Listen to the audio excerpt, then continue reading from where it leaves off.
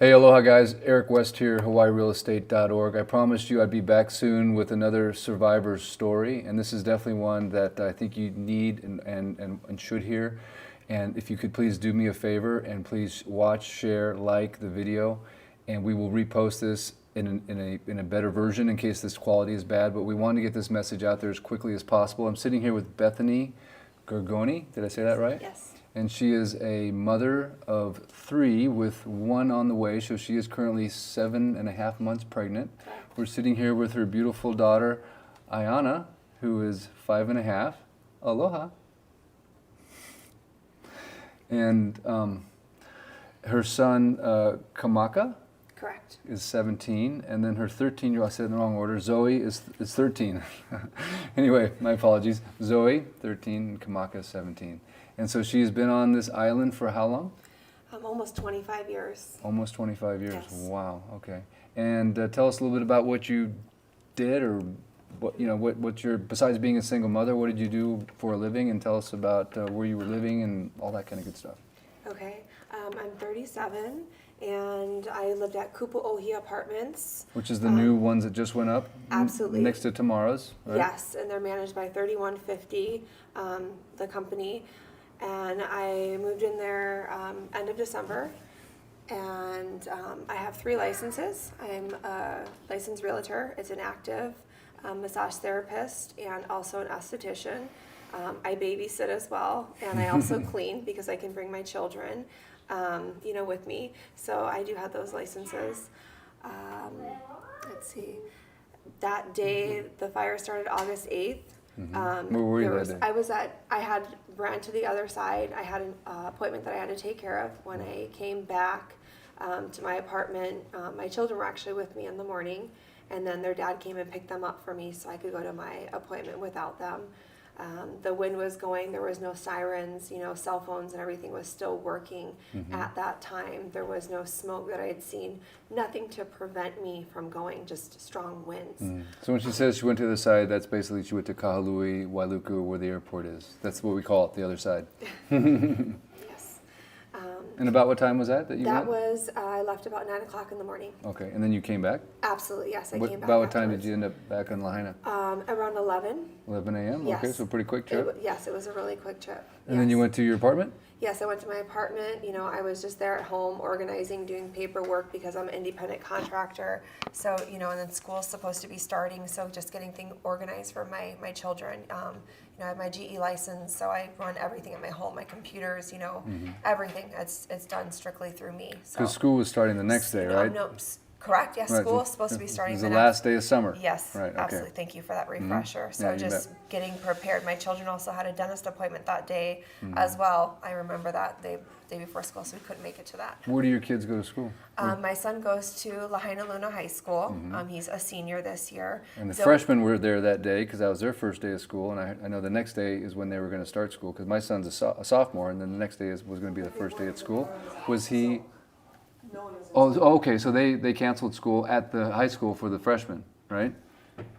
I don't know because I don't have a freshman All there. right. Okay. Exactly. Okay. Yeah, I right. wasn't there. But I he just was had going to the go to senior- school the next day. Correct. He was set to go for senior Right. yes next day. So the reason I'm asking this question is a lot of people think school was quote unquote canceled that day, and it wasn't. It was the last day of summer essentially. Correct. School had not started yet, Correct. so we did not miss any days. August 9th was the official day Got that you. school was supposed to be started, so this was the last day of summer before Correct. school. Okay, so you have a senior at Lahaina Luna, and then Correct. you have My daughter Zoe, she okay LAS. Okay, and Yes. then anyone at the Princess Nahi Ena? Ayana is signed up to be a kindergartner there, so it was supposed to be her first year at there, and we were going to be doing the Hawaiian Immerse program for her. Oh, cool. But weren't able to do that because Okay. So that was she did obviously go to school. So you're at your apartment. You're back. It's 11 o'clock or so. Then tell us what happened. Cleaned up, picked up in my apartment. There were strong gusts of wind. I was at home, took a nap around 4, 5-ish in the afternoon. The alarms were going off in the building. I looked outside to see what was going on. You could see smoke, the strong winds. There was smoke, everywhere, but it had not jumped over across the fence yet to my apartment complex. So tried to use my cell phone. There was no reception. Texts were not going through. I was not being burned down. So at that time, Opukea and Ho'onanea, which are are below you, They're you below. saw those? Those were still there. Was Lahaina town burning at that time? Would you see anything burning in Lahaina? You could Across the barely highway? see You couldn't anything. see, So too when much I left, smoke. there was too much smoke. I could Gotcha. not see. So leaving Kupu'ohi, you could not make a right. There was 2 fire engines that were over there. So I couldn't get out You through couldn't that go up the bypass? No, that's just making a right where the chocolate factory was. There's Maui Chocolate Oh, Factory. yeah. So you're coming down that, right? I couldn't go down that way. I You had to make couldn't a go. left where Tamura's is. So, okay, down towards the grocery. Correct. And there Right. was a fire engine truck that was over there, and they had their hose that was out, shooting down over there. So I had So to you go saw over some that. water coming out of their hose? Correct. Okay, well, that's good. So- You're the first person that's told me that, so that's...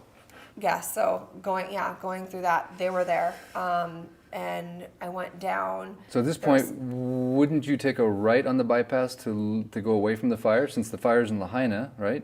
Wouldn't you, were you able to take a I right? couldn't see going up like there, and then my goal was to get to Waikuli. I needed Oh, to you're get to trying my to get, children. you're trying to get to the kids, I'm okay. trying to get to my So at children. that point, that's all. did you have the option to go left or right at the bypass? I didn't think I could make a right because going out, there was a vehicle there. I believe it was a police vehicle that was over there. So I wasn't even looking to You go don't up even there care. because You're just- there's you're just smoke. thinking I'm not kids. even thinking. I'm just like I'm going towards my children and Gotcha. they're going in And the they're in direction. Waikuli. They're Waikuli. So Okay. going up the bypass way was not anywhere in my brain. I need to get to my family. I need to get to my family. Gotcha. Can't see.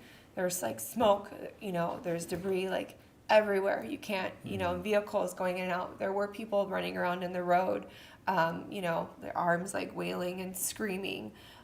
Going down normally at that intersection, I would make a right. I could not go right because there was a power line down. So you get to Honopi'ilani Highway. Correct. And you can't take a right to Correct. Wahikuli. Correct. You can't go to where your kids are. Correct. So where'd you go from there? Could make a left. I Straight- went straight through, and it looked like it was blocked off. It was so dark in the air, you could barely see. Driving like literally maybe 5 miles an hour, creeping through there. So I went through the So you Safeway crossed parking the lot. highway. Now you're in the Crossed the highway. Safeway parking lot, and you're Yes. still trying to go are you still trying to go north in the parking lot? To Waikuli, correct. Yeah. So went over a couple speed bumps, followed it all the way through. I made a right. I did not go down Front Street because that's blocked off. The smoke, the flames, the homes were engulfed. You could not go over there. So there was only to go right. Going up, you could not go straight ahead because that was blocked off. And Honopi'ilani, and again, just trying to get to my children. I made a left. There were trees that were down in the middle of the road. So On the highway. On the highway. So you were able to take a left onto the highway at that Correct. point in front of the Yes. Safeway, and now you're Yes. heading north on Correct. Honopi'ilani towards Waikuli. Yes. And that was just a line of cars? Were you just waiting, or were you just able No, to I go? was able to just go, and I went really, really slow. I was praying the whole time, asking So God you're just to keep me safe and get to my children. So you're going pretty slow, but there's not Yes. a line of cars there. Correct. There were. Can you guess about what time that was, roughly? You had to guess? I want to say maybe around like 6 p.m. Okay. And at that point, are you able to make it to Waikuli and reunite with your family, your Yes, kids? I made it there just in time. They were getting ready to leave with their dad, so Had they been evacuated, or what are they doing? No, because they could see it, and because of the prior the fire that happened last year, it was very close. It was alarming. There are a couple of homes that did get burned down in Waikuli, but they were evacuating as well. So there was nothing telling them to leave. Those homes had not burned down at that time. So they were just trying to get away and go up north to get out of there. So for me, I just knew that's where my children were at, last place. And I was just, like I said, just praying to God, like, just get me there safely. Can't see, super hot in the air, can't breathe. I've got asthma, and like I'm also like pregnant. Just remaining as calm as possible. Power lines down. I made it to them on time. And they were all in the vehicle, literally just about ready to pull off. So I'm grateful and I'm blessed that I made it there on time to them. So at that point in time, did you evacuate to the north? Is that where you guys Correct. went? You and Yes. the kids? Yes. Okay, and then you stayed, at a friend's house or a hotel or in a parking lot? A friend's house that we were able to go stay at her condo, have safety over there. So the next day, you basically learned about the destruction of your apartment?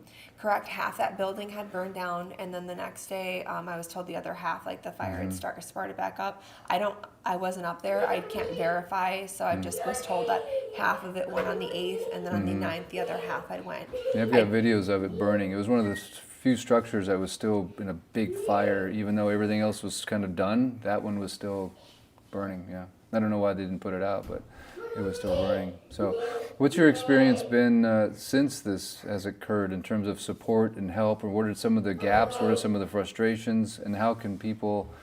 Yeah, I know when you lose everything, they can help in so many different ways, but what are the most important things that you need right now as a single mother to move forward and to be, taken care of essentially, where you have what you need now and in a week and in a month? What I need tell me. housing. Housing has always been a huge, issue being here, like on Maui, just with the cost of living, everything being expensive. I was working 5 to 6 days a week, being pregnant this whole time. So just being able to get into housing, that's huge. And now having Lahaina town being burned down, there's, affordable rentals. Those are gone. So housing is number one. After that is money, that's also huge because all of my equipment is burned down. It's gone. I was an independent contractor with my license, with my job, everything gone inside my apartment complex. Have you tried any kind of programs with the government or anybody? Have you been through down those roads? So I did. I went through FEMA. I applied with that. I had Okay. to go do an interview with them. We did a live just to verify the inspector. He had me walk through, my apartment. I was under the impression that they were going to give me money based upon the room size. They didn't specify how much. No, I don't know what exactly that was for, why I had to go walk through my apartment. I did have to also go submit my lease. They did ask for that. They wanted a copy of my lease. So when you say walk through your apartment, what does that mean? that means that he said, if you were to walk in the front door, what would you see? What area is this? What appliances did you have? What burned down in there? What was part of the building? Did you buy this? How many of this did you have? Literally wanting to know. Did you have stuffed animals? Did you have clothes? What kind of toys? Did you have a television? So I'm thinking I'm doing this because I didn't have renter's insurance and that FEMA is going to be giving money. No, $700 is what they offer. It's 7 to 10 business days before you get that amount.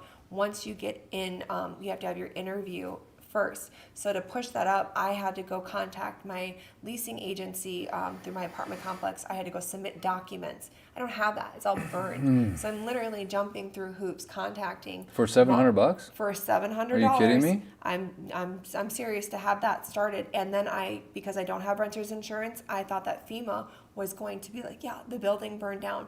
We're going to take care of you. There's federal funding. That's what I was informed about. Oh no. That's what I was told as well. No, so after that, I'm informed I have to apply for a small business loan through FEMA. It's a separate agency, but I have to go apply for that loan, get denied from them, and then go turn that and submit it into them. And it's not even a guarantee that they will go and give that to me, money, and it doesn't state how much.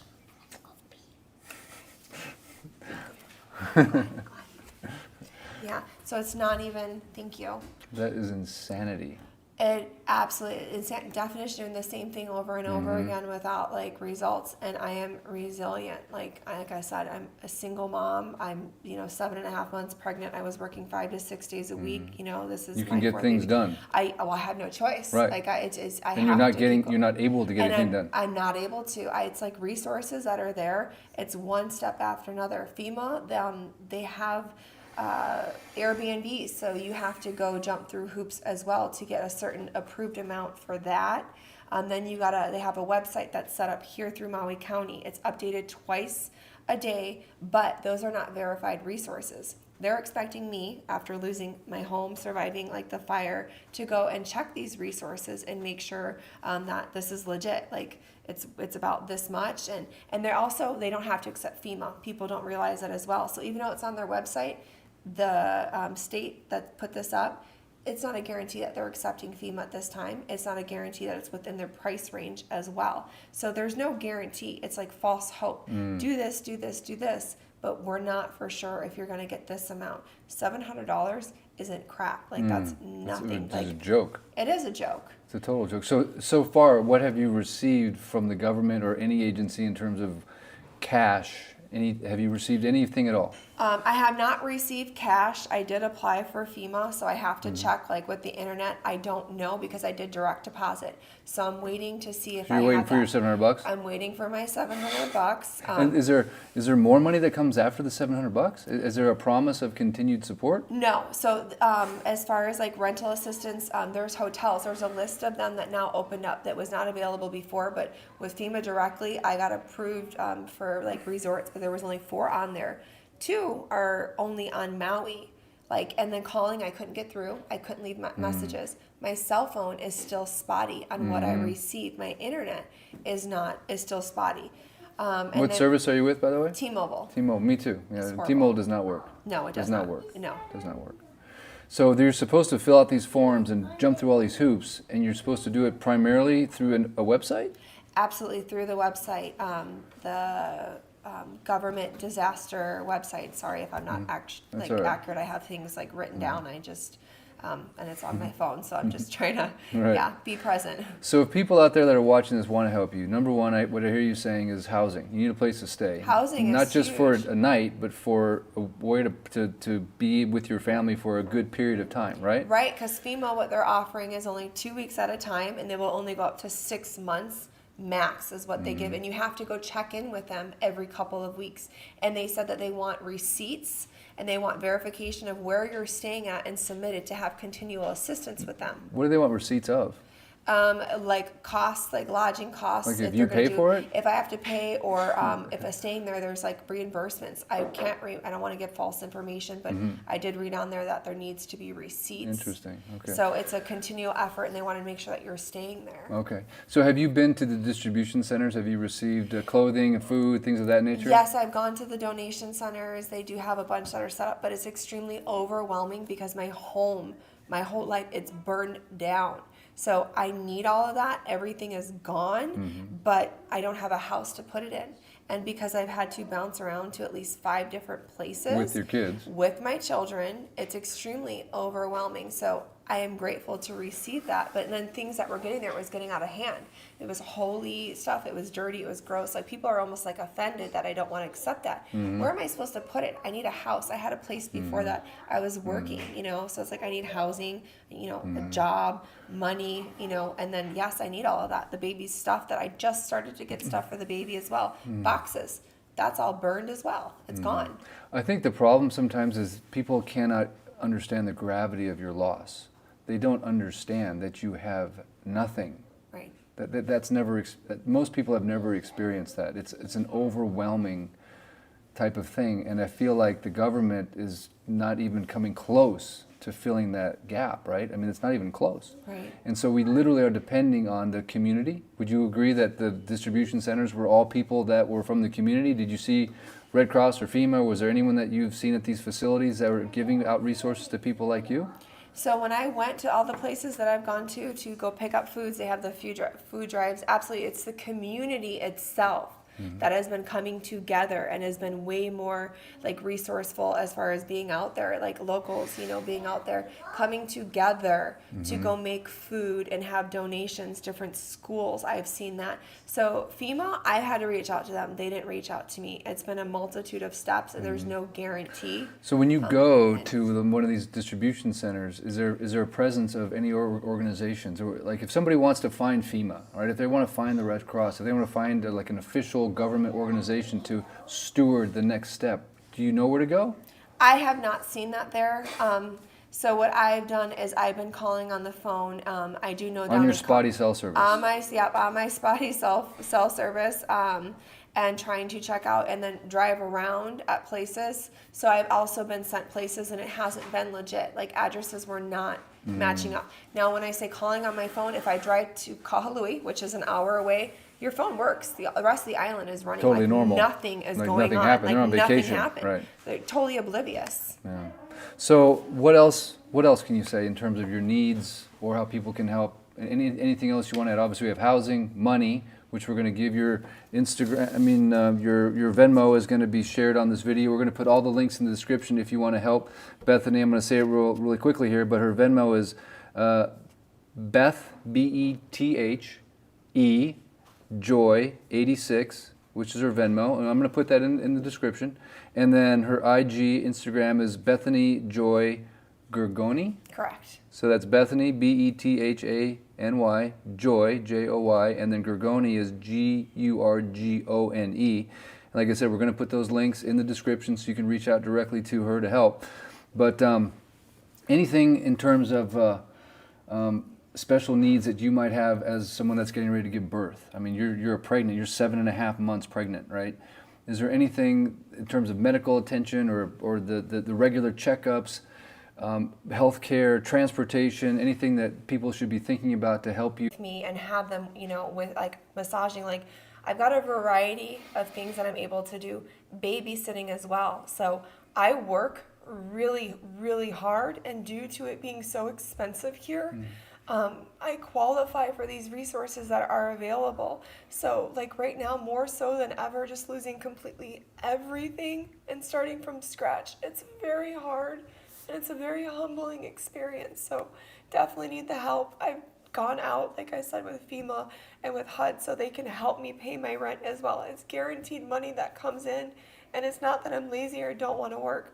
I want to work. So I mean, even if there's a real estate company after I give birth just so I can be home with my children, I'm gonna most likely be homeschooling the two, both my girls, and have the baby. So I'm happy to utilize that as well, just so I can be with them. I made those sacrifices before, like I said, cleaning, just so I could be at home with my son, and take him with me. So that's huge. The amount, though, it is nowhere near compared to what the federal fair house market rates are. So it's like a no-win. It's like a circle. It's do this, do this, do this. I have to go through great lengths to report paperwork, income, background checks, all of that to, qualify for this, on top of working, on top of taking care of my children. Qualifying for an amount that doesn't actually cover anything, the market rate. The market rate, yeah, it's a joke, essentially. It is, it's an absolute joke. It's a joke. So the government's a joke. What they're giving these people is a joke. What they're doing is a joke. But what's not a joke is you are not a joke. You're the American people that can help, that can make a difference, that can share the video, subscribe to the channel, make people aware of what's going on over here, and help Bethany. Whatever you do, don't stop.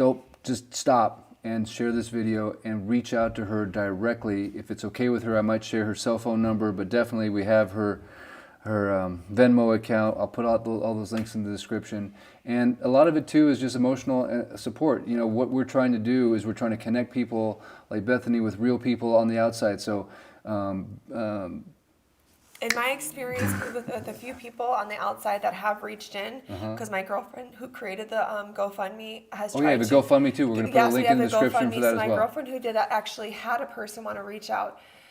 She's skeptical, like, oh, well, how long are you wanting to stay? I could let you stay here. No, I'm not going to accept money, but are you going to get out? Like, what's your circumstances? Like, how long have you worked? What are you doing? This and this. Like, it's how you also ask the questions. It's not, do you need, like, healthcare? Can I help you? It's like, well, are you going to the doctors? What is going on? Where are you going to the doctor? Like, why are you drilling me? I've gone through enough. Like, I've tried, like, with FEMA, the resources, with HUD, with everything that's out there. So it's like, why are you doing this to me? Like, I need help. Like, so don't call or ask questions because you want to be nosy. Like, there's already enough going on. We lost everything. Like I said, I'm not lazy. Right. Well, what's happened here is we've taken Maui, one of the most preeminent destinations in the world, with some of the best people that work their butts off, 3 or 4 jobs just to survive so they can serve you while you're here on vacation. And now their lives have just been, it's like a bomb just went off, and everything is leveled, everything is destroyed, and they have nothing. That's the level of the crisis that we have here, and they're having to jump through hoops that don't even work on a cell phone coverage that doesn't exist for a system that's completely broken. So the only way this is going to work, the only way, the cavalry is not coming. They're not.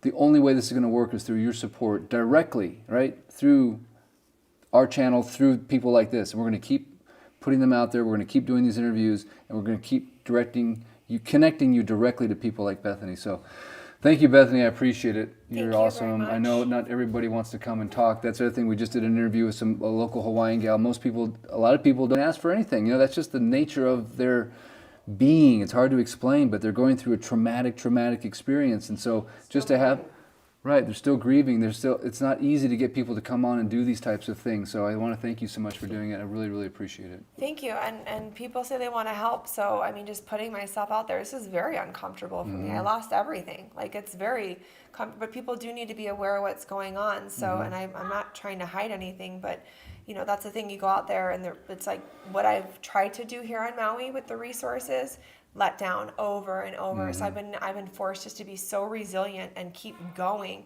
And like I said, I can't stop. I won't stop. I'm living for my children. God, you know, tells you walk by faith, not by sight. That's a continual thing, you know, just praying, just another day and staying positive, you know. So that's exactly what I am trying to do. So just even before this, it was hard with agencies, things not matching up. Now, so more with even further of the government, everybody being here.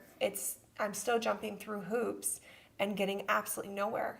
Like, so if you want to help, like, I really do need the help. There are other people that need the help, and I don't know why they're not. It's humbling. This is not easy to go say, hey, this is my situation, what happened. But I do need help, and I'm trying. This is my reality. I'm living it, and if I can have support for myself and my children, I'm extremely grateful for that. Yeah, well, it's going to come, I can promise you. So on that note, I ask everybody to please pray for Bethany, and we seal this request in Jesus' name, and we thank you, God, for helping her, helping others like her, helping her children, helping the people of Maui, and we thank you guys for your prayers, and we thank you that someone is going to reach out really, really soon, and this housing situation for you is going to be solved like that. I'm praying. I believe it's going to happen. All right. Thank you. Thank you for listening. You bet. You bet. Thank you for talking and being brave. I tell everyone that comes on this right now, is like, hey, you're not just doing it for yourself, you're doing it for the people of Maui. God is going to use your voice to help. And I believe that is going to encourage everyone that talks on this channel. And we know that it's just not about Bethany. It's not just about certainly me, or it's about doing and putting out messages that are important for the world to hear right now. And this is one of the few places you're going to see stuff like this. We're the few people that have internet. We have it. By the way, we have a Starlink. Thank you, David Crawford. But we don't have internet. I'm not doing this through Wi-Fi, and I'm doing it live, which is crazy, but we're going to repost this. If there's technical issues, I promise you every single live we do will be reposted with perfect audio and perfect video.